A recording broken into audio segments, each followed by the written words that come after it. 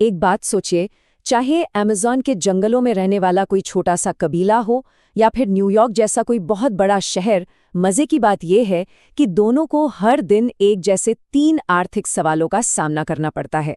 आज हम इन्हीं 3 बुनियादी सवालों को समझने वाले हैं, जो असल में हर अर्थव्यवस्था की नींव होते हैं। तो आज हम क्या-क्या देखने वाले हैं?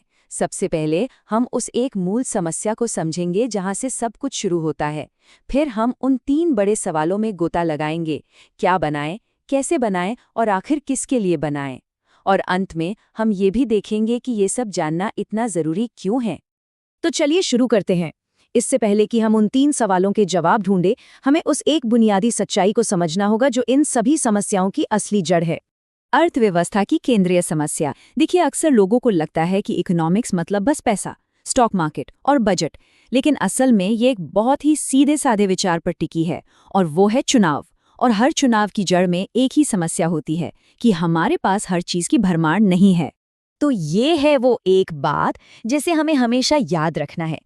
हमारी इच्छाएं तो बहुत हैं, पर उन्हें पूरा करने के लिए जो साधन है यानी रिसोर्सेज, वो सीमित हैं।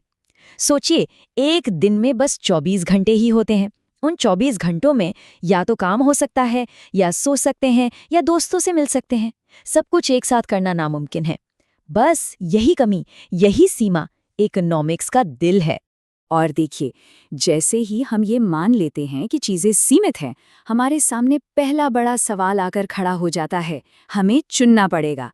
और यही चुनाव अर्थव्यवस्था की पहली केंद्रीय समस्या को जन्म देता है। सोचिए, अगर किसी देश के पास 1000 करोड़ रुपए हैं, तो उसे ये पैसा कहाँ लगाना चाहिए? क्या उसे और ज्यादा सड़कें और कारें बनानी चाहिए, या फिर बेहतर अस्पताल और स्कूल? क्या उसे अपनी सेना के लिए हथियार खरीदने चाहिए, या फिर शिक्षा पर खर्च करना चाहिए? यही जो चुनाव है ना, यही क्या उत्पादन करें की समस्या है। तो क्या उत्पादन करें का मतलब है ये तय करना कि ज्यादा जरूरी क्या है। सीधी सी बात है, जब हम एक चीज को चुनते हैं तो हमें दूसरी चीज को छोड़ना पड़ता है। ये एक तरह का लेन देन है, और इससे पता चलता है कि एक समाज के तौर पर हमारी प्राथमिकताएं क्या हैं। ठीक है, तो मान लीजिए कि हमने ये तय कर लिया कि हमें और स्कूल बनानी है। बढ़िया। लेकिन अब सवाल ये उठता है कि ये स्कूल बनेंगे कैसे? और ये हमें हमारी दूसरी बड़ी आर्थिक समस्या की तरफ ले जाता है। हमें इन स्कूलों को बनाने का कौन सा तरीका अपनाना चाहिए? क्या हमें हजारों मजदूरों को काम पर लगा देना चाहिए, या फिर बड़ी बड़ी मशीनों और क्रेनों का इस्तेमाल करना चाहिए? मतलब, सबसे असरदार और किफायती रास्ता कौन सा होगा?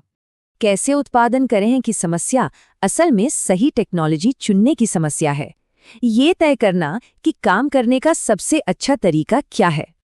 अब देखिए, इसके मोटे तौर पर 2 रास्ते होते हैं।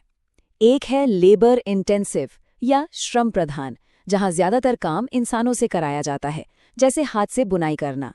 और दूसरा है कैपिटल इंटेंसिव या पूंजी प्रधान, जहां मशीनों और रोबोट्स का बोलबाला होता है, जैसे एक मॉडर्न कार फैक्ट्री। हर समाज को ये चुनना होता है कि वो किस रास्ते पर ज्यादा चलेगा। और अब हम आते हैं तीसरे और शायद सबसे पेचीदा सवाल पर। एक ऐसा सवाल जिस पर अक्सर सबसे ज्यादा बहस होती है। जो कुछ भी हम बना रहे हैं, वो आखिर मिलेगा किसे? देश में जो नए कारें बन रही हैं, उन्हें कौन चलाएगा? जो नए घर बन रहे हैं, उनमें कौन रहेगा?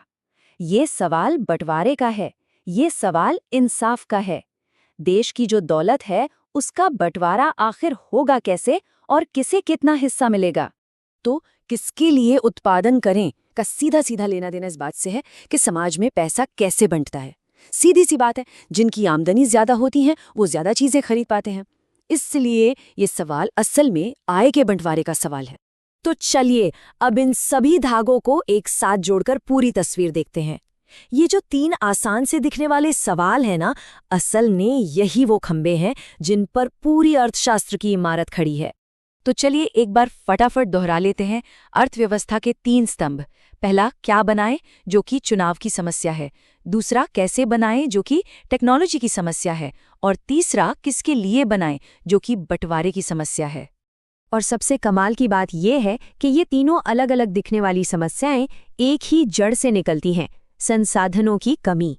अगर हमारे पास सब कुछ अनलिमिटेड होता, तो हमें कभी कोई चुनाव ही नहीं करना पड़ता, न क्या का, न कैसे का, और न ही किसके लिए का। ये 3 सवाल सिर्फ किताबों की बातें नहीं हैं। हर दिन सरकारें, कंपनियां और हम सब लोग अपने छोटे बड़े फैसलों से इन सवालों के जवाब दे रहे हैं। अगली बार जब कोई खबर पढ़ें या बाजार से कुछ खरीदें तो एक पल के लिए जरूर सोचिएगा, हमारा समाज इन 3 बड़े सवालों का आखिर क्या जवाब दे रहा है।